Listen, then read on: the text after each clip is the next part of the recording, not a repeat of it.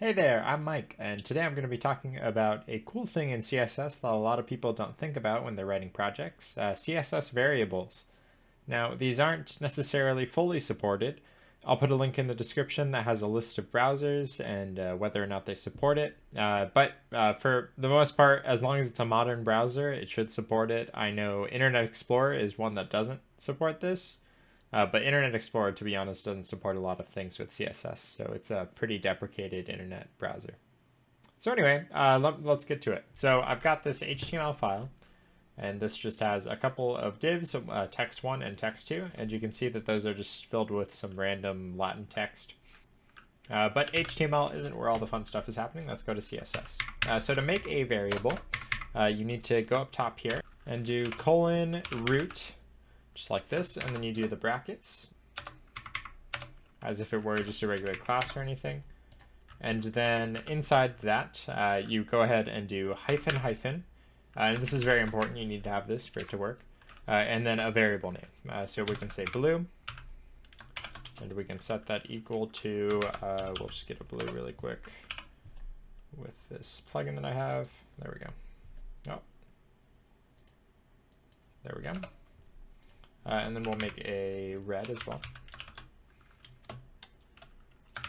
This one I know. There we go.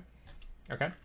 And then if I want to set this to a color, if I want to access the variable, that is, I just do in here var, just like this, just like you would do a URL in CSS. And then inside this, you put the variable name. So let's do red for that one. And you can see that that works. In this Chrome tab, you can see this. But if we go to this Internet Explorer, you'll see that this isn't red. Now, this variable accessor does have an option to have a default value as the second argument, just in case red can't be accessed. But you'll see that that doesn't change the Internet Explorer problem. But it does if we were to get rid of the red variable. You can see that in Chrome, it works fine. If you want to get around this problem, right above the place where you access the variable, if you just set the color equal to whatever color you want it to be, just as like a backup for Internet Explorer. I'm sure there are tools that will do this for you that you could look up. I'll put one in the description if I find a good one that changes all the variables automatically for you. There are also CSS frameworks like Sass that would do this for you. But for now, since this is just a cool new tool, I won't go too in depth about that. But you can see that now this is red, and if we were to make it blue here, excuse me, there we go. If we were to set that to blue, you can see this one's still blue and this one's red. This doesn't have to just be colors though as well. You can set this to be like a pixel width. So if we have a width and we set that to 1 pixel, and we set this width equal to var of width,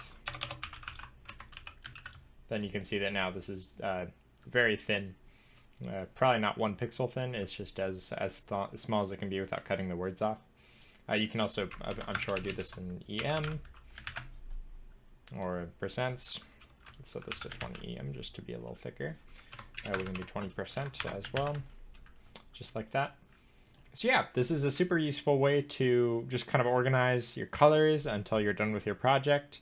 While you're working on your project, you can use variables, and then at the end of the project, you can use find and replace to change all the variables to what the variables are, or you can use a compilation tool. I'm sure there are some compilation tools that you could use. So yeah, if you found this helpful, please do like, comment, or subscribe. It really helps me out. I don't have many subscribers or likers, so it means a lot to me if you would do that. But anyway, thanks for watching, and have a great day.